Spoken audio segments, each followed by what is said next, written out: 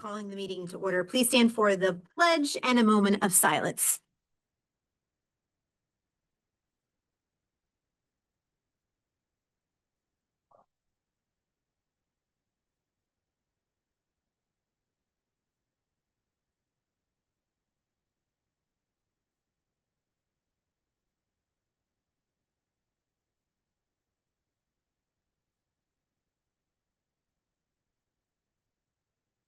Roll call. Marshinger. Baum. Here. Ramsey. Here. Ritz. Here. Rohrbach. Here. Shear. Stein. Here. White. Here. Wilson. Here. We did hold executive session since our last meeting, just this evening, for school safety and negotiations. Inviting our guests to speak to the board. When your name is called, just remember, state your name and the municipality in which you reside. We do have an older microphone tonight, so please speak directly into the microphone. The first person up is Brandon Hufnagel.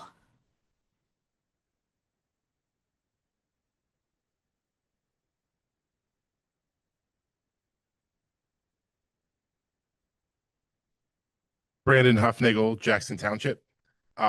This is actually just a thank you. Looking at the board agenda, and one of the items, something the community's been asking for is the recording of meetings. So I'm thanking you in advance for bringing the policy and also for the motion that's on the agenda tonight for approval. Thank you. All right, next on the list, I see Jake Miller.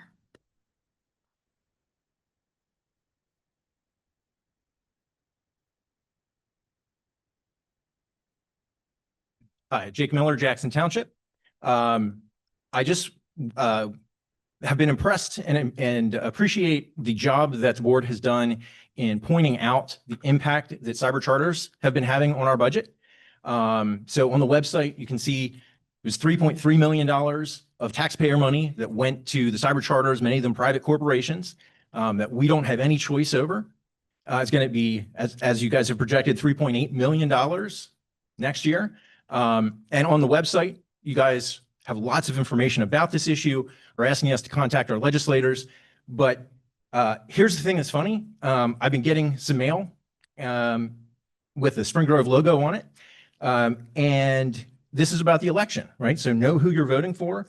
And so our slate with the incumbents includes being aligned with the PAC that's supporting them, with parental rights and choice in education. Choice in education is usually code for cyber charter. If you go to the website for the PAC, they have a nice little thing where they're talking about defending cyber charters, fighting bills that seek to cap cyber charter school funding. Their take is that education dollars should follow the child, not the broken system.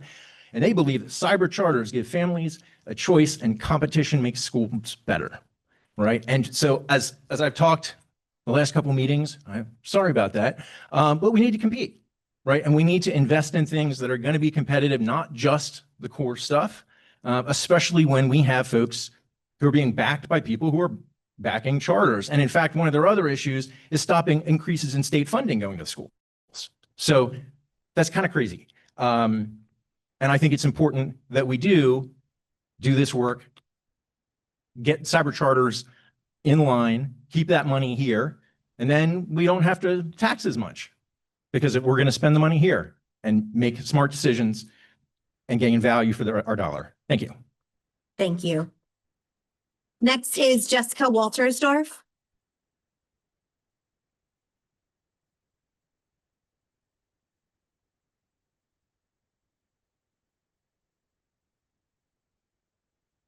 Good evening, members of the board, administration, and community. My name is Jessica Waltersdorf from Paradise Township. And first and foremost, I do want to thank you as well for all the work you do. It's a thankless role sometimes, a volunteer position. I'm a mom of 3. I'm a leader in a bank, and my husband's family has been in Spring Grove their entire lives, over 200 years. I've spent my career helping families and businesses make smart financial decisions. I believe our school district must do the same. Since 2019 and 2020, our district's budget has increased by over $18 million 26% in just a few years. So as the numbers grow, so does the burden on the taxpayers. I've spoken with families who want to buy a home here, but they simply can't afford all of the taxes. My family had an opportunity to buy a home that we could afford and fix up in the Pigeon Hills, but we couldn't afford all of the taxes, which were over $22,000 a year. That's just not right. We can't price people out of our own community, especially young families who want to raise their kids here. I believe we have a responsibility to review the budget with fresh eyes and ask not what we can spend, but what we should spend. One key area to look at, as been mentioned, is cyber charter schools. These programs are pulling local tax dollars from our district, and while these programs serve a purpose and need funding, it must be addressed. By addressing the cyber charter tuition and how it's calculating and advocating for reform at the state level, we could reduce the expense and use those funds, over $1 million, to hire more teachers, more support staff, and not raise taxes. This one change could offset the entire need for a tax increase. It's common sense budgeting that puts students first while protecting our taxpayers. Imagine the other changes we can make to the budget that would have a material impact, which is a strength that I bring with a finance background. Our group has been endorsed by the York County GOP, recommended because we believe in responsible governance, financial transparency, and accountability to the community. More than that, though, tonight, I'm here as a parent and as a neighbor who wants to make sure our kids thrive without our families being taxed out of opportunity. We can do better. We must do better for the sake of both education and transparency in the district. I'm asking you to reconsider a tax increase tonight. Thank you. Thank you. Becky Strauss.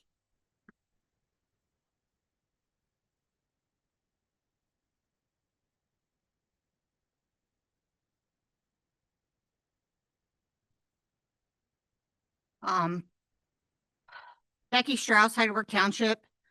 Well, at the last meeting, unfortunately, I don't recall hearing any responses to statements brought up by our community members.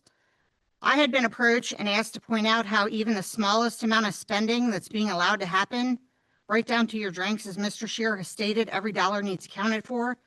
So I brought up that individual's concern about that. However, someone else feels that you guys are entitled to them. So therefore, it's minuscule compared to the way bigger picture. I can see both points of their views. However, when you guys are saying that it's only $10 per household that's going to save us, you are clearly stating that such a small amount can save us and make such a huge difference. My question is, if the budget can't be figured out now, holding every department responsible for their spending down to that dollar, what next year are you going to reach into the hardworking taxpayers' pockets again? Because for what you're afraid to hurt someone's feelings, or is something worse going on that just may come out? A community member stated if raising taxes is the answer to be able to continue to hold our school up to the reputation it has. Unfortunately, I think he meant that it had. The fact of the matter is we're still struggling to build our reputation up from the last downfall that a blind eye was turned to. Even after the outpouring of our community, we cannot continue to be let down. The comment is made, it's only $10 a month. My question to you all, since that comment was made, have any of you made an effort to speak to how that would affect the members of our community, the Spring Grove students on that backpack program, the elderly at our senior center, a retired veteran that served our country? As I stated the last time, we don't know anyone's situations. Until we do, for most, it would be eye-opening to know what $10 a month may mean to some. Again, I pray that you never have to know that feeling. I'm just curious how it has gotten to this point, why more bids aren't being heard, why all the spending is not being gone through with a fine-tooth comb, because quite frankly, what you have allowed to happen with the taxpayers' money is both reckless and irresponsible, and it's only teaching our children that someone else will bail them out. That's just downright a dangerous slippery slope that you all are creating. If this is allowed to continue, I'm also just wondering why Barshinger's 5-year plan is continually ignored. I think it would be a huge substantial help to figure out where we can be in 5 years, or not be if this continues. Thank you. Thank you. Anyone else in the audience that would like to address the board at this time? All right, seeing none, we will proceed with the meeting. Tossing it to Dr. Bradley for the superintendent's report. Thank you, President Rohrbaugh, and thank you for the community for your attendance tonight. As we close out the school year, it is with pride and sincere gratitude that we recognize and congratulate our retirees who are joining us this evening. This next number is pretty amazing to me.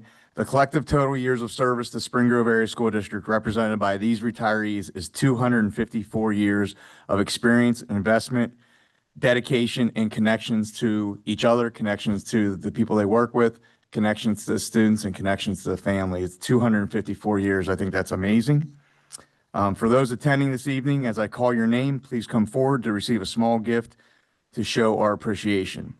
In no particular order, Dale Ann Wright, 4 years of service at the high school as an administrative assistant in the counselor's office.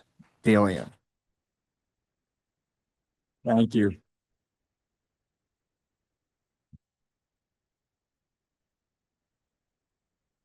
Lisa Paradise, 18 years of service at Spring Grove Elementary as an elementary teacher.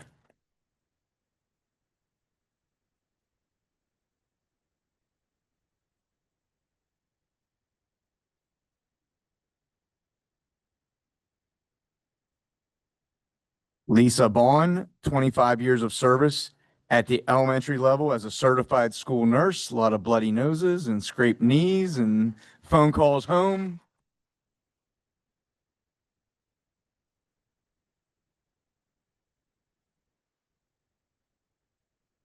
Eve Thor, 25 years of service, district-wide as a school psychologist, a lot of years bumping from building to building to building to building to building. Thank you, Eve.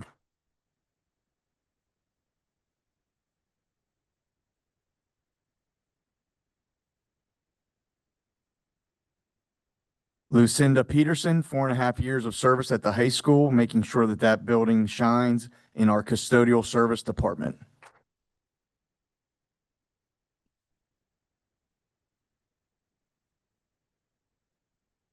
Sue Gross, 35 years of service district-wide as a music teacher.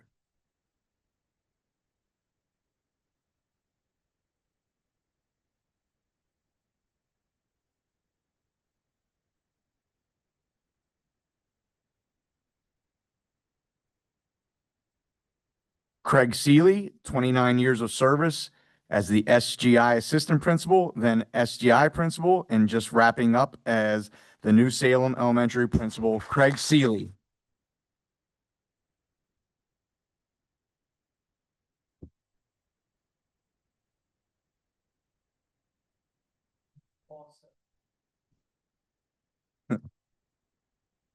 Our last recognized retiree this evening, just a testament to this last retiree's work ethic. When we called her and asked her to attend, she was, on the fence back and forth. And she said, what cake do I need to make tonight? You don't make a cake for your own retiree recognition. With that said, Jeannie Adams, 39.5 years of service at Spring Grove.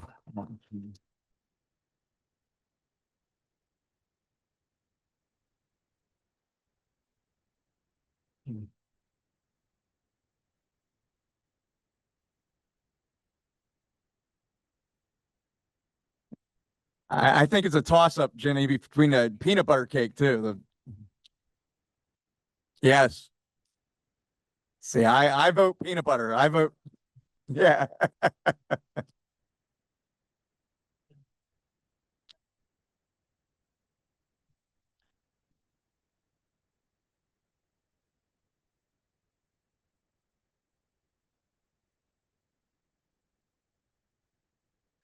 We are truly grateful to all of our retirees for years of service, to our students, families, and communities, and often that meant time away from their families, and we're very grateful for their service. We wish them good health and much happiness. Our district and community are a better place because of their contribution.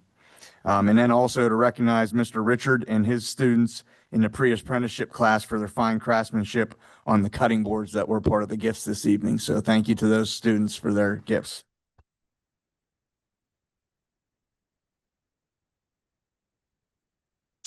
Another piece of recognition tonight before we introduce Maddie Little as our student representative for her final report. We'd like to say a few facts about Maddie. She has served as president of student council for the 24-25 school year. Maddie has been secretary of the Renaissance team, a member of the National Honor Society, member of the Link Crew, Lighthouse, and Varsity Club.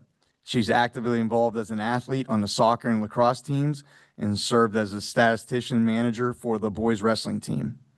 Maddie will be graduating in 2 weeks and has been accepted to Lebanon Valley College, where she plans to study early childhood education. With her degree, she hopes to become an elementary instructor. So Dr. Guadagnino, be on the lookout. We hope to see an application in a couple of quick years. Get back here as soon as you can. Her summer will include taking a cruise, spending time at the beach, and making memories with her friends and family. We have certainly enjoyed having Maddie as part of our board. At the meetings, she provided important monthly updates. And really, I know I looked at her for a student perspective, and, you know, she welcomed me to Spring Grove, and I really appreciate it, Maddie. We wish her all the best, send her off with our thanks and a small gift of appreciation.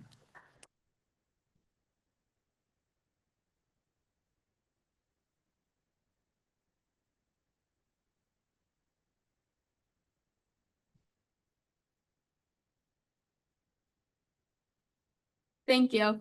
And with that, I have my last report of the school year. At Spring Grove Elementary, they have had several grade level field trips throughout the month of May. The curriculum fair and student field day were also held in May.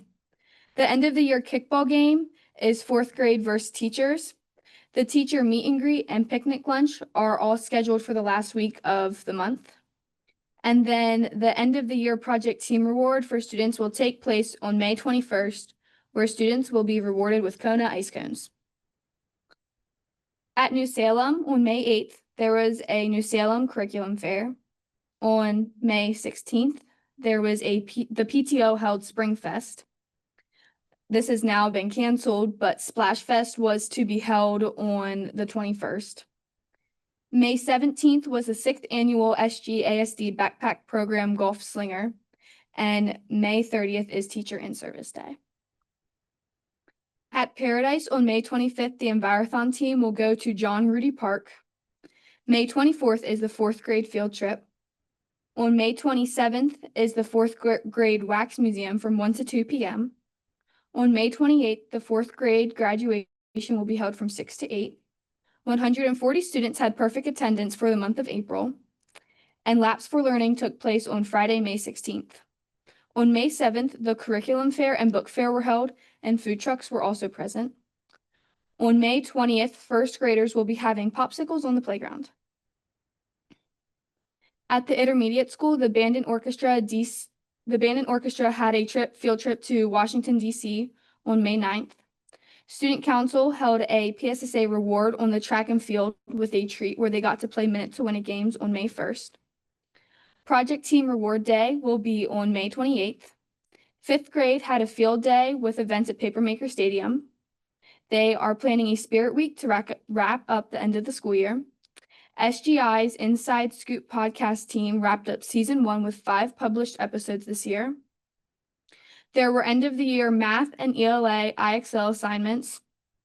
Delaney Hopkins, a 6th grade student in Miss Saylor's class, received a first place winner award, the Hershey Story Contest for youth writers.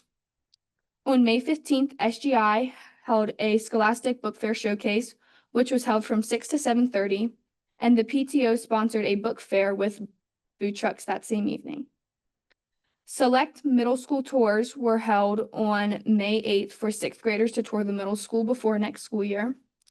And Miss Mowry took students to Math 24 competition on May 8th and to NICS competition on May 8th. The Envirothon competition was on May 14th with Miss Kaplan and Mr. Tanzas as the teacher assistants. There was nothing to report from the middle school. And at the high school, there will be a day of hope for students on May 27th. This is a day that will include food trucks, fun events, different companies' tables, and treats for all students. The Spring Grove Area Scholarship Fund Dinner was May 13th, where 76 kids received scholarships. Around $170,000 were handed out. Students received anywhere from $1,000 to $21,000. Finals will be held from May 20th to May 23rd. The seniors will have their senior walk at the elementary schools on Tuesday, May 27th. The sophomore class will be going to Hershey Park on May 28th, and the seniors will be having their class trip on May 28th to Pocono Valley. Thank you. Thank you, Maddie, and we wish you all the best because we know you're going to do great things. So thank you for being a part of the board. There's no correspondence, but Dr. Bradley did treat us with a cake to celebrate the retirees. So anyone in the audience, please feel free to stick around afterwards as we celebrate all of our retirees and their accomplishments. Tossing it back to Dr. Bradley for the legislative update. My only update is, I appreciate the public comment on cyber education, and the efforts are working. I can tell you that, again, I tout our website that, Steph Kennedy did the yeoman's work on organizing that and putting the information out there. With that said, this isn't a singular issue, in our legislature, and Senator Kristen Phillips Hill is a big supporter of Spring Grove, no doubt. And, it's not singular us versus one entity. It's changing the system so that the cyber charter schools, along with brick and mortar charter schools, can exist. It's not about ending them. It's about them existing in a fair manner. And us being able to offer what those families need and why they are finding either that brick and mortar charter school, whether they're finding that cyber charter school, and what we can do here at Spring Grove to make sure those families feel heard and welcomed here for whatever that reason. And we're making efforts and we're growing in that manner to be able to do that. To be able to have that unique offering, that specialized offering. As a former administrator in a cyber charter school, I saw students over a decade ago that were, had true school phobia, had unique schedules that I think in 10 years we've evolved to allow those things to occur. We just need a better job. We need to do a better job. I need to do a better job making sure those families feel heard and welcomed here. And that's part of the change. So that's part of the change, along with the legislative structure that we need support for. So that's my legislative report. Thank you. Thank you. Moving on to York County School of Technology with Mr. Ritz. Good evening. I was not able to attend the April meeting. Mr. Scheer couldn't either.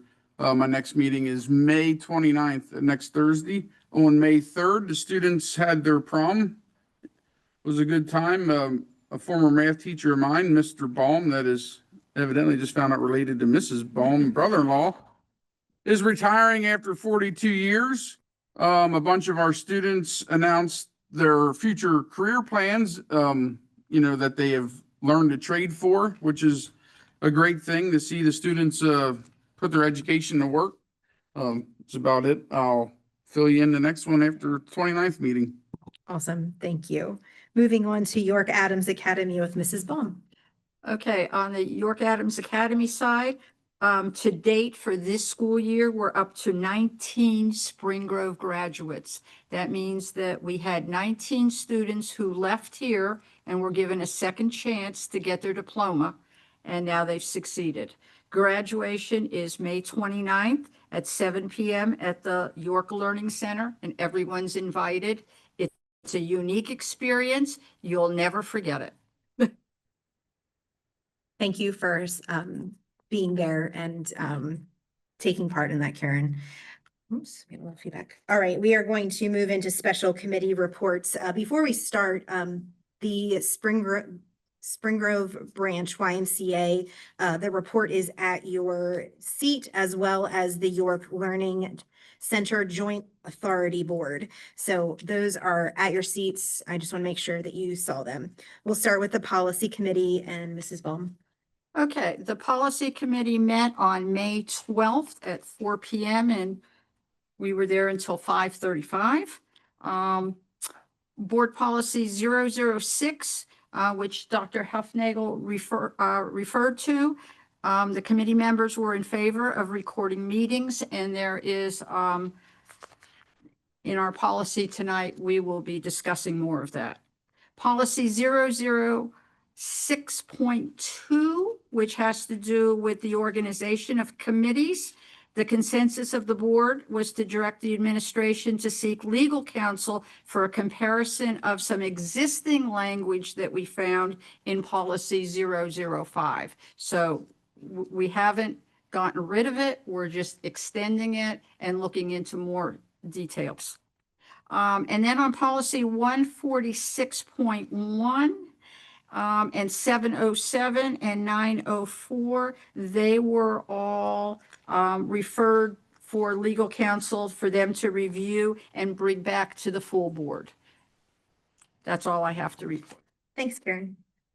Bill, did you want to do anything, or this is the report? Beautiful, thank you. If anyone has questions, please see Bill. Eric, anything from your curriculum committee that you wanted to note? Sure, I can just quickly share. We're trying to work through how we can hear from the different departments throughout the district, as well as building administrators, to try to get a better idea of not only what's working, but how we can support them and how we can create kind of plans as to what their long-term plans are. Nothing is set in stone now. I thought it was a really, really great discussion. So that's all I got. It was really great. Thank you for leading those efforts. All right, we are moving on with the meeting. Approval of the official minutes from April 28th, regular voting meeting, May 5th voting meeting, May 5th Director's Study Forum, May 12th Policy Committee. Motion to approve those minutes. Second, all in favor? Treasurer's report, motion to approve month end April 30th. Motion to approve. Oh, it didn't have his name. Sorry. Mr. White, did you want to run through that? Sorry, my miss. I'm so sorry. Second. Roll call vote on treasurer's report. Stein. Marshinger. Yes. Baum. Wilson. Yes. Ritz. Yes. Ramsey. Yes. Shear. Yes. White. Yes. Rohrbaugh. Yes. All right, now I'm gonna send it over to my friend, Mr. White, for budget and finance.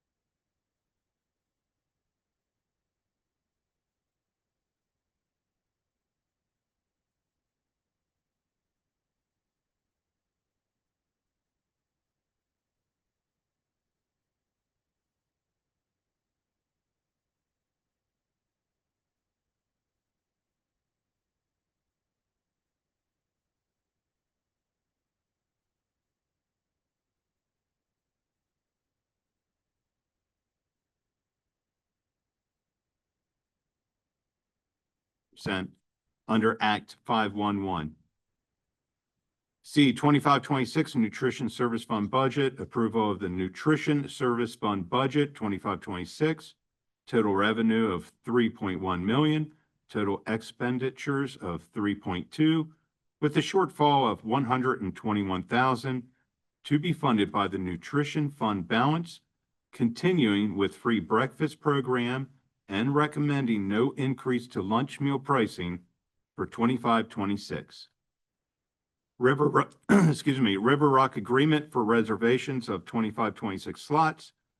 Approval to contract with River Rock Academy for the reservations of 11 secondary student slots and 3 elementary student slots from River Rock Academy for 25-26 school year, in accordance with the terms and conditions outlined in Act 48 Program Agreement for Service and respective reduced per diem rates as indicated in attached contract. E, disposal of obsolete equipment as listed 1 through 9. F, school depositories, appointment of the following to continue as district depositories for period July 1st, 25 to June 30th, 2026, as listed. Reappointment of School Board Treasurer, reappointment of Douglas White as Board Treasurer for the Spring Grove Area School District for July 1st, 25 through June 30th, 2026. Local Auditor, approval to engage Koshner, Ernst, Smizer, and Berg to conduct the audit of the district's financial statements and perform related functions for fiscal year ending June 30th, 2025 at a proposed fee not to exceed $13,150. So moves Budget and Finance. Second, any discussion?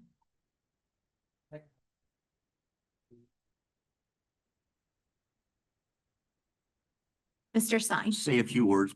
Understand nobody wants to pay more taxes, but if it comes to that versus the students not having the classes and resources they need, then we need to do something. Our district is in a tight situation right now, and something needs to be done to keep quality education in Spring Grove. I appreciate all the efforts and suggestions from the administration, staff, and community on how to reduce costs in the district.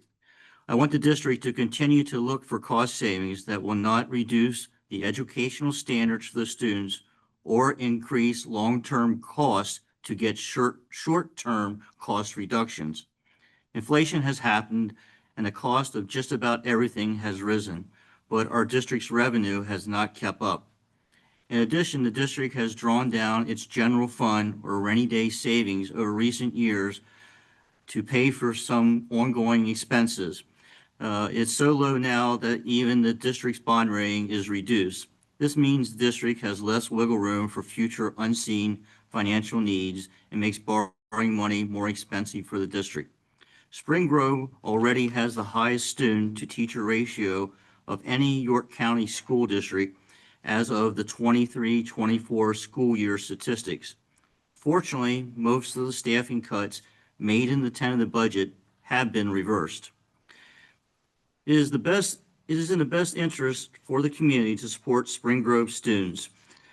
Public education is a great equalizer. It gives children a much better chance to succeed, regardless of their social economic backgrounds or family situations. School administrators and school board members need to advocate for the students. Thank you. Want to share something that's not connected to that. This is really just a question or a suggestion to look forward. Are you guys hearing that? Is that me? This is on still. Good eye. In the accounts payable throughout the year, I notice regularly our HVAC expenses, and I'm just curious if that's if Bill or Mark, you guys could look into whether it would be beneficial for us to hire an HVAC specialist. Because of the amount of costs for labor. I don't know, it maybe isn't worth it in the long run, but I know that I feel like it's every month, it's a regular expense. We have so many systems.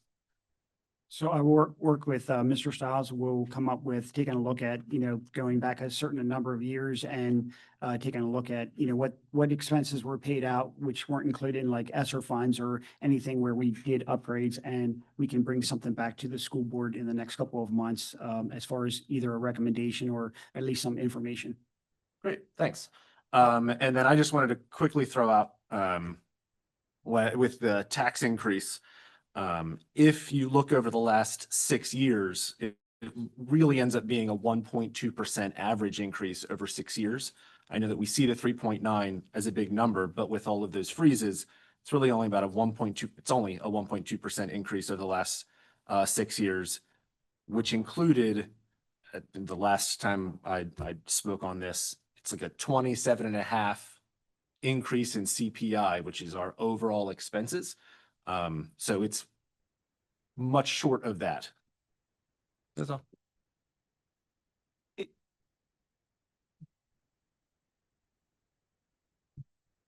I am not going to win the battle tonight with what I believe is going to happen with the tax increase. I do not agree with some of the comments that were made respectfully. We went up $18 million, $18.1 million since the 1920 year. We creatively did keep ourselves from having some of the burden fall into the taxpayers by doing some debt restructure and some of those things. This system with tax increases in school boards, I've always said is designed to fail. We have to approve a budget before the state gives us our budget. Last year, we were told we were looking at a $3.776 million deficit, and we came out with a $516,000 deficit. It was off by $3.2 million. As Mr. Barshinger pointed out a couple meetings ago, there's also some things that have been done differently. We've gotten access to some more numbers, which I think everybody is appreciative of. And it has been an eye-opening experience to figure out how we're going to do this. But I do not believe, I will not vote for a 3.9% tax increase. I understand that some of the components of the fund have come down over a period of time, but I believe there's more creative ways that we can figure out how to prioritize or continue to prioritize and work on our education without having to increase the taxes.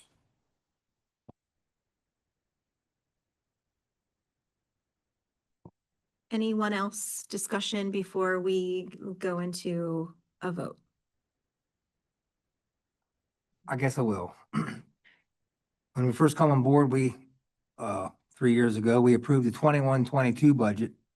And because of all the extra millions of dollars we got from the government coming in and the way things were with our taxpayers and things, we decided not to raise taxes at all. The following year, for the 22-23 year, our administration got some things together, and as Mr. Ramsey said, we reevaluated and restructured our loans with the guarantee, with what we were told was, we won't have to raise taxes for 5 years by doing that. The very following year, for the 22-20 or 23 year, 24 year, all of a sudden we got to raise taxes. So somewhere along the line, our old administration was not very informative of us and did not keep us on board, and we made some bad decisions apparently through that. And that's all in the past. But again, no way can I put this kind of increase, because not only the school district had an increased cost of living, the taxpayers had a cost of living. I stated it before, I'm going to state it again. I pay $700 a month at 71 years old for school taxes. And that's just uncalled for. There's definitely the new administration we got here now, and with him allowing the team to work on things with our financial people, they did an outstanding number with the numbers and stuff, with things, the way we can do things and look at some things. And I firmly believe that there's got to be another way around this thing. You people know that I was never more excited than when we passed the thing for the curriculum, for the math curriculum and this thing for the kids, and that's what it is all about.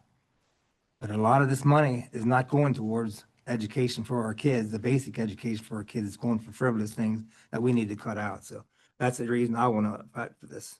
Thank you. And just to add to that, I also cannot go along with a 3.9% tax increase for the same reasons. We are taxed and taxed and taxed again. With this new administration, we work very well together. We exchange information, and I feel like we're only getting started. So to Rodney's point, we have to be much more efficient. We care for our teachers. We want good teachers. We want to be able to get the best teachers in the county, and we have to get creative to do it so that we don't overburden the very families that we want to come here, right? So I will not be voting for the 3.9%. Is there a willingness, I know we've done this in the past, a willingness to have a conversation of like where, if it's not 3.9, are we, we've done this before, we've amended this to get it passed. Do we want to have that conversation? I want to make sure that we are going into this acknowledging that this has been crucial to us getting to where we are. Last year, we were anticipated to have a 3.2 deficit, and it came in much lower. Now we have a proposed deficit of $160,000. Again, we are set up to fail, to, Mr. Ramsey's point earlier, where I want to be aware of the tax burden to our taxpayers, but also that we need to continue to supply top-tier education to our students, so that it is a balancing act. Mr. Barshinger. One comment, one question. Comment is, I think it's important to keep in mind, and now we're tossing out this is what the deficit was, and then this is how much money we ended up getting. I mean, we can go back through in all of our budget and finance meetings that we had, where Jen and Mark shared a bunch of information. Every year is a little different as to what we get in and what we don't get in. And so sometimes it's unknown as to the money we're going to get in. But one thing to Mr. Ramsey's point and to Nicole's point is the work that the team has done, pulling it in the, oh, Joe, what's the term? Spend, what's the historical spend? Yeah, so they regularly toss out this term historical spend, looking at our budget and trying to really figure out exactly how much money we really spend, as opposed to, here's a number and then we end up spending less than that. And then there's this bumper number. So then when we come around and we see, oh, there's 3.5 million, it's not extra money that we have. It's just not money. We just didn't spend it. And that we're getting much tighter. And so I don't want, from sharing that, I don't want the community to hear, oh, they always just have a whole bunch of $1 million extra. Like, that's not how this has worked. Sometimes that budget number is different because of examples like a curriculum director, which we had in our budget, which we never hired for. And that person's not been around. And so it's not as if we found that money. We just didn't spend that money. And so I don't want the community here, we're going to pass a budget and then they're just going to find millions of dollars extra. It's really like, we're just not going to go into debt. We're not going to spend it. So that's the comment I had. And then the question, and maybe this is just for Mark, if we were to just vote on the 3.9%, you don't have to write anything down. This is just I'm using your brain. The 3.9%, if we would vote on that, and if it would fail, we can't go without a budget. And so if we would say, if it would end up failing, we're just going to end up going back to the drawing board and then trying to figure out. So I hear what you're trying to work on, Rachel. I'm kind of curious if we just ran it at 3.9% to see what the vote would end up being. And then Somebody makes another motion. but we're going to need another motion and then we go back forth. So I would suggest us going around and trying to do the number that we currently have, seeing what happens. And then if we have to adjust the motion, then we adjust it. So is that how that would work, Mark? I don't want to go out of order. No, you can do either way. You can, my suggestion would be not take a vote, just do a straw poll and see if you have enough, or you can, if the motion fails, then we would have to, bring this back up at a later point. Or you can, we have numbers prepared that if you want to go a different direction, we can do that as well. So you have some options. Just point of order. I mean, the vote that is on the table right now with a motion, and we're in discussion and question right now, that vote can occur. And if it fails, or if it passes, we move on. If it fails, a board member can, because this is not a new topic, I mean, it's the same topic. You can make a second motion on that topic. The public is aware of what we're voting for. It's transparent. It's out there. It's on the agenda as a topic. So you can make you're not adding you're making you could either make an amendment right now if someone feels so inclined. It would need to pass, correct. Or you can vote on the issue that stands. I think the part that I am personally struggling with is that this is my 8th time voting for a tax increase or, staying flat or at a zero. And 8 times we've received way more money than we even knew was coming in. And again, I go back to that we are always set up to fail because we don't know what we're getting.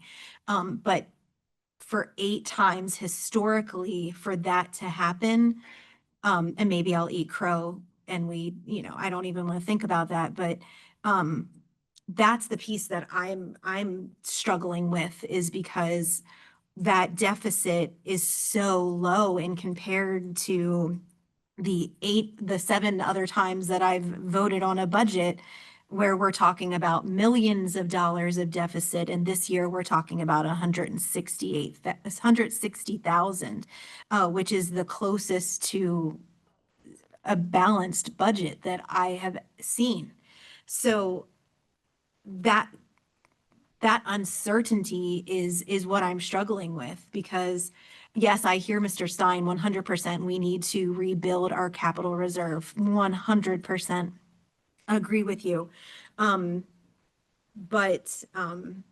there's a lot that I'm just not 100% sold on a 3. So to Mr. Barshinger's point, and I will explain my comment a little bit better, the not being set up for success is because we are, or being set up for failure is because we are asked to pass a budget before the state tells us what our allocation means. So I didn't explain that this time and the first time. So when I say that it's designed to fail, it is because we are asked to effectively predict the future on what we are going to be given. And to Ms. Rohrabaugh's point, that number is not predictable. There's no consistent trend you can look at. It's all over the place. And so that's what I meant when I said it's designed to fail, that we have to pick a number, not knowing how much money we're going to be given.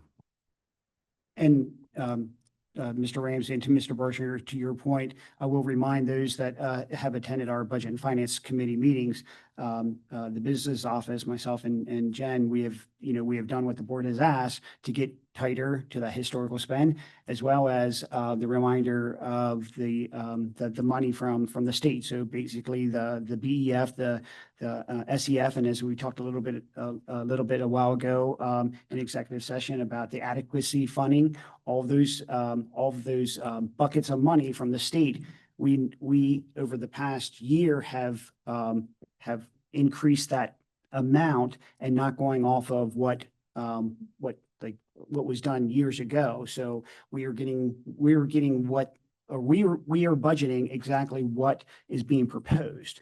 So if there is an increase, okay, but to your point, Mrs. Rohrbaugh, in the past, we haven't done that. So that's why you're going to see a huge swing in some of those dollar amounts. So yes, I'm cautiously optimistic that the state is going to come through, but I will tell you that the state, BEF, SEF, as well as our historical spend, we've knocked off a few $1 million off of that. So that's why you're not seeing those large deficits. So just a reminder of those. And I know that's those that have attended the Budget and Finance, you have seen that. That's what was asked for us to do, and that's what we've done.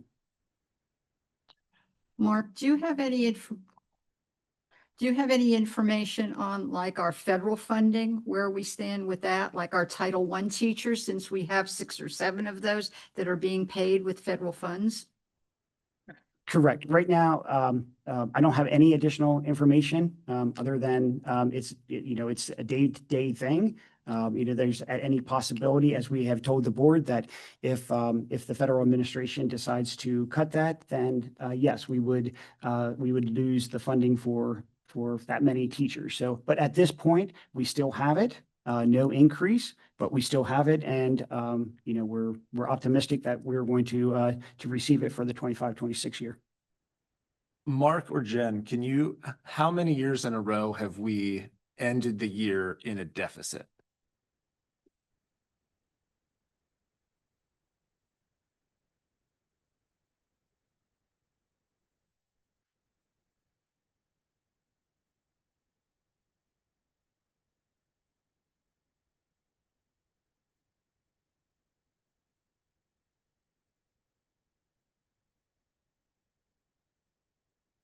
That worked to our favor because we didn't have to heat buildings or.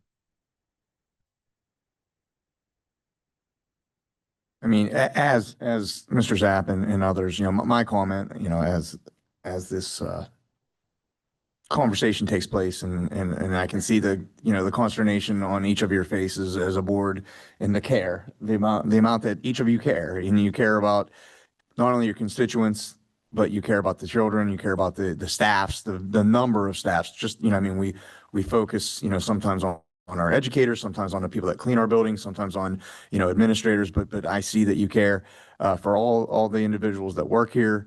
And the vast majority of the people work here and live here. And I think that's important, and I think that's unique, and I think it shows value that individuals want to work where they live. And they want to send their children here, and they want to send their grandchildren here. When we look at cutting the budget as close to the jib as we can, so that that historical spend, but also we see it enacted every day. And when we asked individuals to take a look at things differently and uniquely, I can see, everywhere from when Bill looks at any movement in his people, whether it's someone resigning, someone moving on, we take a look at that and we analyze that. So there's not a lot of fat to be trimmed. But also, I go into classrooms. I know Dr. Guanadino goes into classrooms. A lot of us go into classrooms, and, there are students engaged every day, and they have the materials they need to engage every day. They have technology, but they also have, other tactile materials to be engaged every day and to take part in the important learning process. I'll give you a quick example. I know at ESC, our building, obviously no students are there. So we've gone down from, someone just cleaning that building 5 days a week to 2 days a week.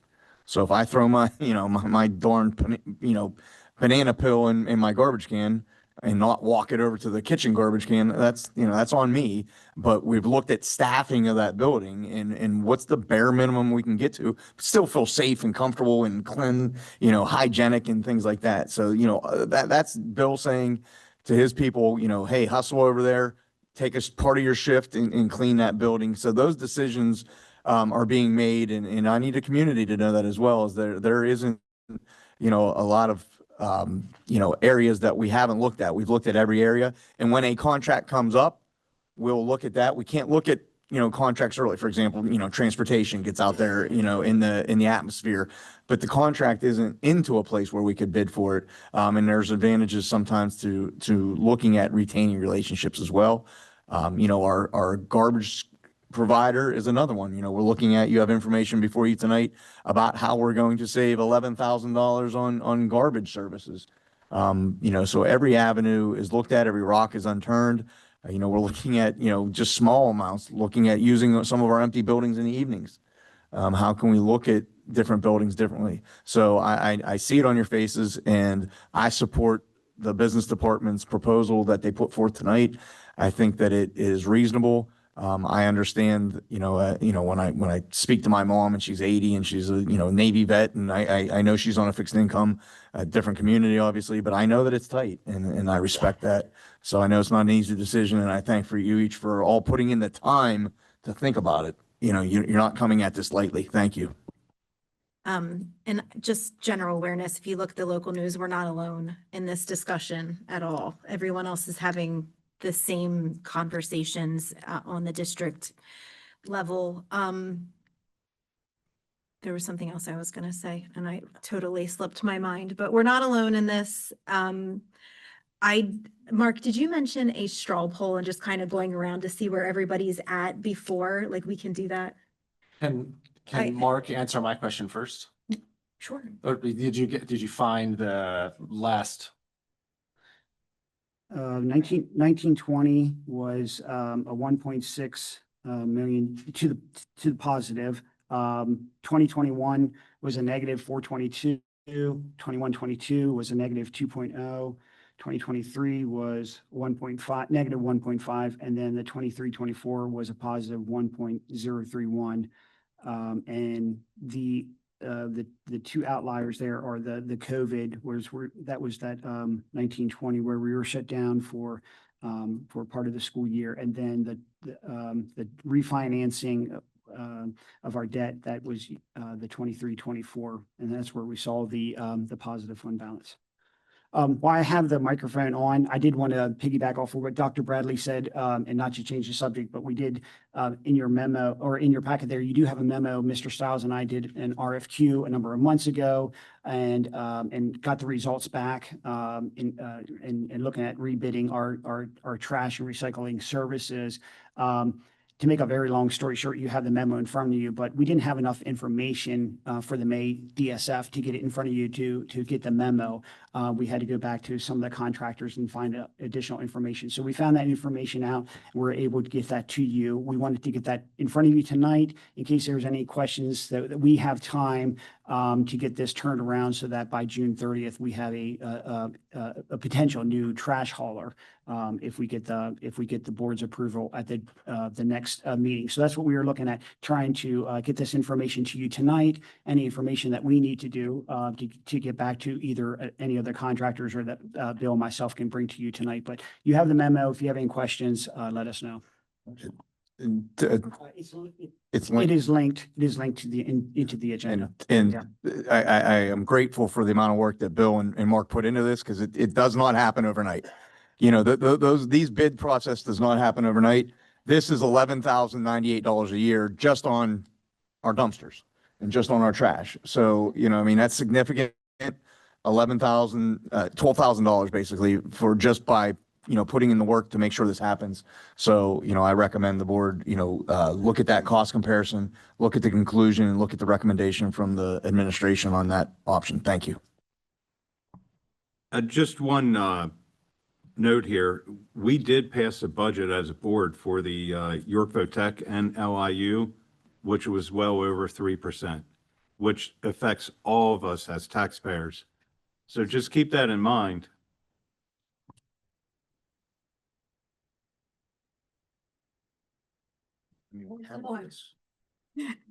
All right, so Suzanne, can we do a straw poll just to see if we can kind of see where we're at and maybe compromise to get this approved tonight?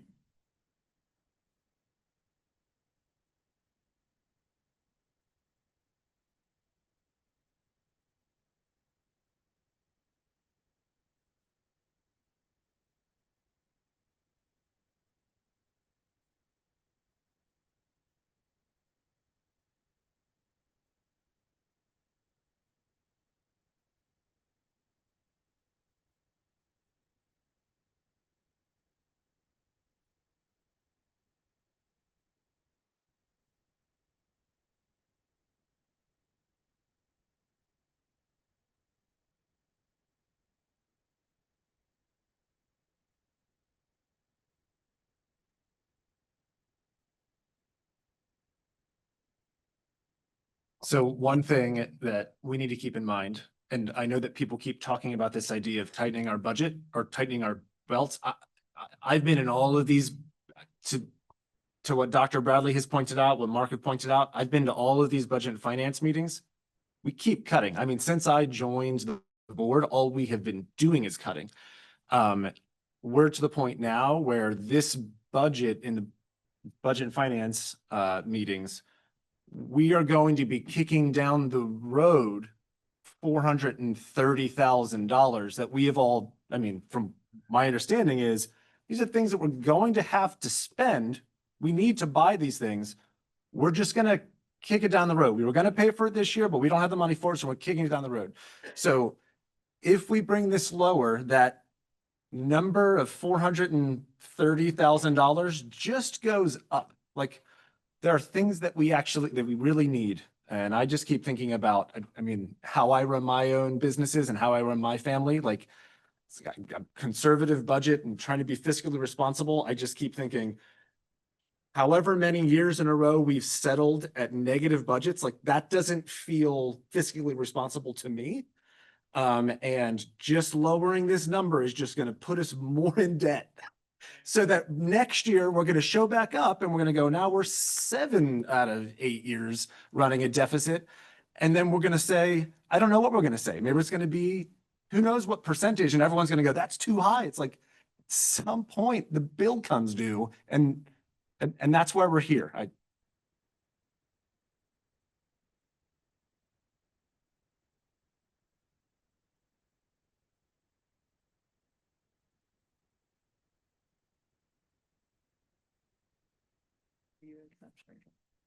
So, Mark, what if I mean, again, sorry, Jen, Mark, I'm putting you on the spot.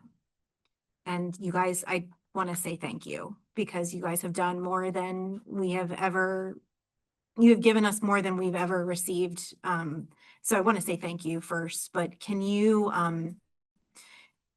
if we would take this to 3.7, what would that deficit look like? And I know we already have that, it's just not in front of me. We're laughing. Oh, God. I just told Steve, like, I hope they don't pick 3.7. know. Sorry, guys. No, so we have a 3.9, 3.5, 3, 2.75, 2.5, but we can calculate if we need to. 1% is $440,000. So to drop it down is $88,000 from 3.9 to 3.7. So Again, I'm 88, come on. trying to be the peacemaker and You're not doing a great job. I know I'm not, and that's fine. Listen, we need to find a number. All of you have not been in a lot of these meetings. We have gone round and round and round, right? So we need to come up with a 5 vote. So Rachel, it's on you. I hate to say it, no pressure, but we have not been, we've argued, right? It's been ugly in here many, many nights. So I think we just need to come to consensus in terms of what can we live with. I can promise you that at 3.9, 3.7, I'm still not voting for 3.7. So, you know, I'm just not comfortable. The only thing I would like to say is the administration and the business office has done a great job. And I think that they came to us with this 3.9% because they didn't want to raise taxes either, but it's the only way they can have excellence in education. And they're looking out for the kids and they know how much it costs. And there's certain things that maybe we don't know about some of the costs, you know, the big costs that they've cut, and they've given us all kinds of suggestions. We've taken some of their suggestions and I appreciate the work that they've done. But if they thought that we could get by in a year with less money, they would have proposed it. That's all I'm going to say. I know there's big things that I personally want to see happen in this district. One being, let's bring back the director of curriculum, you know, once we get to that healthy financial point, because that is, to me, ultimately critical. I'm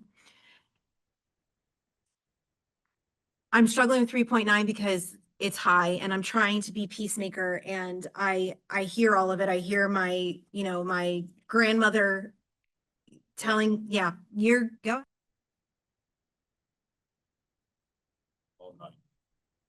But I'm going to point out that Mark and Joe and Jen have given us 3.9. To Karen's point, I'm going to vote no to less. to less. I mean, they've all decided that that is the number in which we need. Earlier it was tossed out, well, why don't we go for a 4.2? And they're like, no, we don't need that much money. We don't need that. The 3.9 is the number to support us. Exactly. To that point, it would just draw down, you know, you're just deficit spending, you know, more. And, you know, when, you know, people say about your home budget, the difference between a school budget and a home budget is, yes, I don't have to go on vacation and we don't have to buy certain things, but I also have an opportunity to go out and generate revenue. I can go out and get a side job. I can go out and get a part-time job. I can do something on the weekends. Our school district, we can't get a side hustle. Like we can't go, we can, you know, but.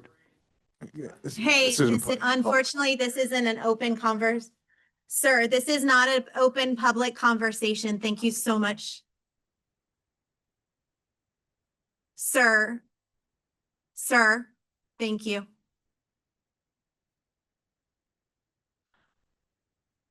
You know, with that said, you know, it's the board's appetite for going into your fund balance. You know, it's the board's appetite for where does that come from? You know, and how can we generate revenue? We do look at every grant. We look at not only the grants that are entitlement grants that, you know, we kind of get by existing. We also look at the competitive grants. that, do take comparisons and it's competitive and it puts us against another entry. And how can that application look? So, we do look at every revenue stream, and I want the board to be confident in that. It all comes back to the general fund, right? The general fund, for all intents and purposes, is a rainy day fund for the school, right? Have we been drawing down the general fund? We have, right? Because we want to be good to our community. So we're trying to make that balance. But I can tell you, a lot of our community doesn't have a rainy day funds either. So we need to be very respectful of that. Our general fund right now, though, we're mission critical at this point with our general fund, where we're actually going to run out of we're not going to have a rainy day balance. We're going to have to take out a loan to cover our expenses. We're not there yet. We're not there yet, but as I have shown over the past number of years, a number of years ago, we were at, I want to say approximately $17 million. And that was, every year we're drawing down, whether it's a couple $100,000 or $1 million, we're drawing down every year. And again, we're showing this year again, even with the additional money that we put in for the state and the historical spend, we're still showing a deficit of $160,000. So right now, sitting at around $10.7 million, it's just going to continue to draw down. Well, and to your point, Mark, we have that number, but as everybody has seen, going to the grocery store and buying anything, the cost of everything has gone up. So all of our supplies and those things that we purchase from now until next year at this time are going to have an increased price. Mr. Rohrbaugh, I don't think anybody's convincing anybody of anything tonight, and as contentious as this board can be, I feel like if there's a number that you are at and other people are amicable, let's start the process of doing that. I'm not going to keep going back and forth. Some of the things that have been said, I don't agree with. I don't think some of them are just appropriate or accurate, but I'm not changing anybody's mind. So let's pick a number. We're at a point where I'm going to have to make a tough decision regardless of where I go. So let's move forward with a vote on B. And move forward. So if everybody is done discussion, we're going to move forward with a separate vote on B, and then we'll do A, C through H all together.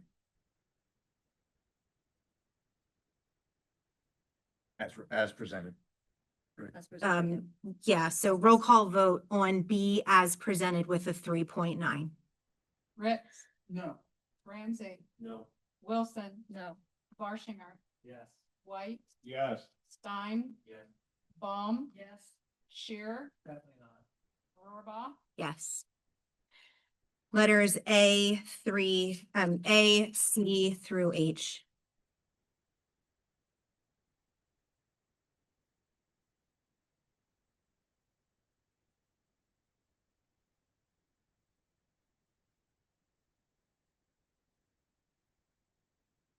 All right, moving on, buildings and grounds is for information only, moving to transportation with Mr. Ritz.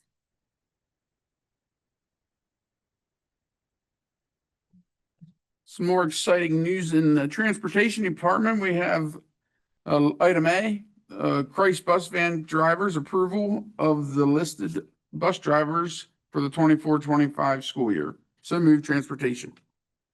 Second, thank you. Any discussion? Roll call vote on transportation.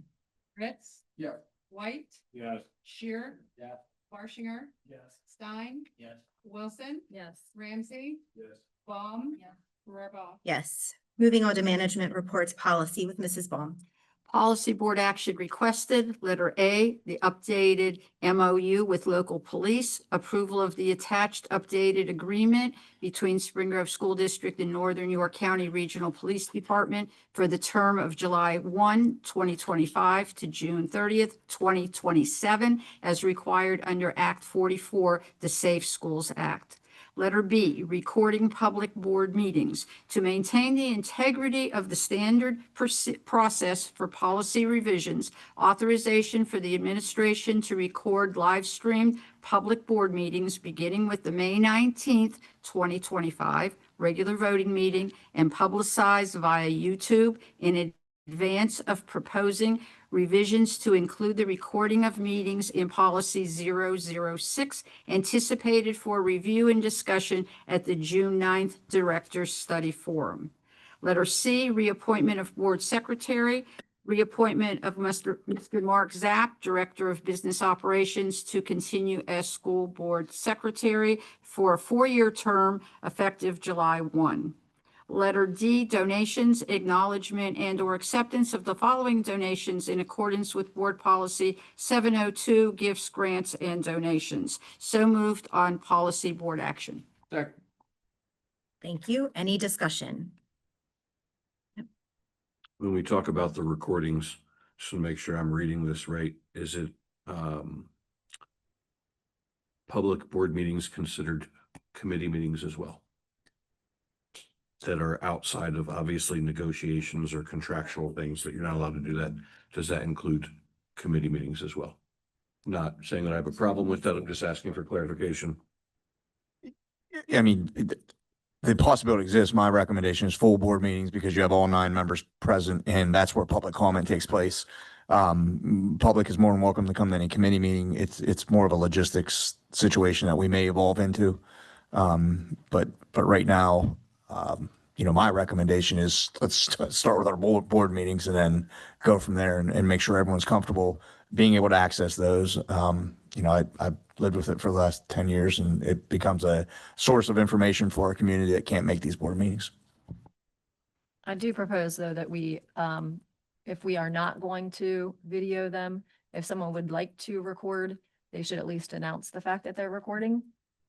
That way all members know, so that we ask that you not ask permission, but just let us know that you're audio recording. I check with our policy guru. I believe that's the policy, correct? Mrs. Shearer, Mrs. Sterner, sorry. Sorry, Suzanne. Didn't know that. Right? Isn't that right now? It's sorry, Suzanne. Yeah, thank you. Yeah. And I told you foibles will happen and when it's recorded. Suzanne, the current policy says that if you're recording in the public, we ask you to tell us. Can somebody covertly do that? Absolutely. I've seen people wear body cams and you don't know it's hidden on their body cam.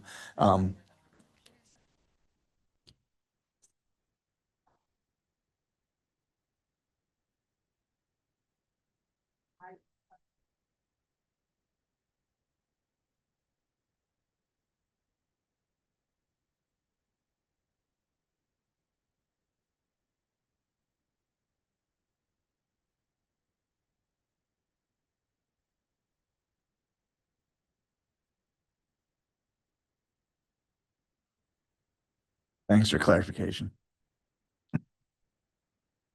Any further discussion? All right, roll call vote on policy.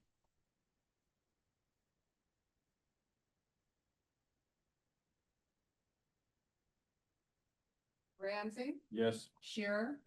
Rohrbach. Yes. Moving on to, Rachel, before we go on, at the bottom where we had information item about the signage, we had talked about this at the policy meeting. I did have a question for Bill.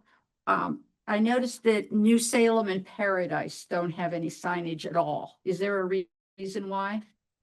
Did you physically see the Christmas sign? No, but according to this, We were at the whole local song campus. right, and you don't consider that campus. Okay, gotcha. Okay. Thank you. all right. Moving on to personnel with Mr. Stein. Personnel board actions requested. Item A, retirement, acceptance of the following retirement. Item 1, Virginia Adams, head cook after 39.5 years of service. Item B, resignations as listed. Item C, transfers as listed. And item D, authorization to post and advertise for Spring Grove Area Intermediate School Assistant Principal vacancy, resulting in transfer of Mr. Louis to the middle school assistant principal position. Item E, substitutes, approval of the following substitutes as listed. Item F, extended school year support staff, approval of the following. Item 1, Allison Adams, secondary life skills. So moved on personnel. Second, any discussion? Roll call vote on personnel. Baum. Ramsey. Yes. Ritz. Yep. Wilson. Yes. Shearer. Yeah. White. Yes. Barshinger. Yes. Stein. Yes. Burbach. Yes. Program reports, going to curriculum with Mr. Barshinger. Curriculum Board actions requested a trip request approval for Mrs. Hun to accompany eligible high school students to experience London and Paris. That's over the summer, June 23rd to July 2nd. And B, new and revised curricula, approval of the following new and revised curricula as listed. So moved as curriculum. Second. Any discussion? Very briefly, Okay. hopefully. For the new and revised curricula, not going to get on my high horse about the director of curriculum, which I really think we need, and this really highlights it for me. While looking through, I actually read through all of the new courses proposed, and there were a number of concerns that I saw in, I don't know if it's an understanding of the teacher's perspective, I don't know if it's just an oversight piece, but a lot of the proposals had things written under assessments, Schoology, rubrics, research, work, assignments, discussions, videos, etc. And all of those are tools, not assessments. This is like saying Google is a credible source. It's a it searches sources, but itself is not a source. And so I had seen that and then just made me wonder how many teachers don't understand assessments or how to effectively use those, or how many are we just kind of mailing in? So I'd like to have a little bit more of an improved procedure for the new and revised curricula, or, just kind of looking at it. Secondly, for each of these curricula, the standards in which are currently being written underneath a unit. There are many of these courses that have more than 10 standards that are to be covered in each unit. I actually found one that was supposed to cover 33 standards in one unit. And when you write the standards that are to be covered in unit, you're now saying that an assessment you're going to assess a child on 33 different standards. And I'd love to look at that classroom to see how they accomplish that. That's like an incredible task. The research says 3 to 5 standards per unit. And so I feel like all of this can kind of be tightened up. I think that director of curriculum position would help that. And I think that this would help create that consistency and ensure that all of our kids are getting an effective education. Okay. I'm kind of curious. I mean, why are we approving these things if they weren't set up the way we thought they should have been set up yet? Wasn't that the curricular meeting people address that? They were written, these courses were written by the teachers, reviewed by the administrators, and then reviewed by me. So they were written the way we want them to be written. Others might disagree. And every teacher, to Mr. Barshinger's point, may have a different twist on what they think those words mean or what they think they're doing. But these courses were written by our teachers, and then reviewed by their teacher leaders, and then reviewed by our administrators, and then reviewed by me. Okay. Roll call vote on curriculum. White. Yes. Ritz. Yeah. Baum. Yes. Stein. Yes. Shear. Yes. Barshinger. Yes. Ramsey. Yes. Wilson. Yes. Rohrbach. Yes. Before adjournment, I do want to go back to personnel and congratulate principal movement and accomplishments for the administrators listed. I know Dr. Bradley wants to do one. I'll speak to that as well, President Rohrbaugh. Thank you. To steal the phrase from Jim Collins, good to great. I know that we have the right people on the bus in this district, as far as board, as far as teachers, and as far as administrators. And now we're putting the right people on the bus in the right seats. And these administrative moves allow us to do that. So starting at New Salem Elementary principal to fill for Craig Seeley's retirement. And Craig and his team at New Salem really have that building running swimmingly, and it's a great environment when you walk into the building. And we feel that the appointment of Dr. Dietrich from Spring Grove Area High School principal to New Salem Elementary principal effective July 1st will allow that building to keep running and allow it to grow in anticipation of some great things out there. And we thank Dr. Dietrich, and we look forward to some good things out there, Dave. At Spring Grove High School, Christian Earhart will become the Spring Grove Area High School principal. We have a great team at Spring Grove High School administrative. When you walk into that building, again, you feel great things. You can feel a climate and a culture in a building, and you can feel it in that. And I know one of my first conversations with Christian was about the plants, and if you ever hear his, I'm not going to steal his whole story, but it really is just an example of how great things are taking place in that building. The team with Alicia and with Michael in that building will also, pick up as well. So we look forward to some great things there. That leads us to Spring Grove Middle School. Miss Fallon Mallory filling in for Joe Intrieri when he leaves to his other items. We congratulate Fallon and welcome her to this building, and looking for great things taking place there. That left an opening in the middle school assistant principalship that Ben Louie reached out and said that he would like to throw his name into the ring for that, a transfer from intermediate school to here. We sat down and looked at the pros and cons and the teamwork that will take place. Again, it's the right people on the right bus, now putting them in the right seats. Ben Louie will be the assistant principal here. That allows, Mrs. Peak to be a part of forming her team and her leadership team at the intermediate school. We look forward for that process. Whether it comes from internally, we know there are great candidates in our teaching staff that may be interested. We look forward to that. There may be great candidates out there throughout the area that we know are interested in working at Spring Grove. So we look forward to Kelly being a part of naming her assistant and helping with that. And with the action that the board took tonight to continue with that metaphor, we have the right people on the right bus going in the right direction. And now you've given us the fuel to be able to do that with the budget that you passed. So we appreciate that. And the other component of those moves where we talk a lot about cyber education, and again, it's many prongs, but one of those prongs is looking at our model and what we can do. And Dr. Dietrich will be charged and lead those efforts.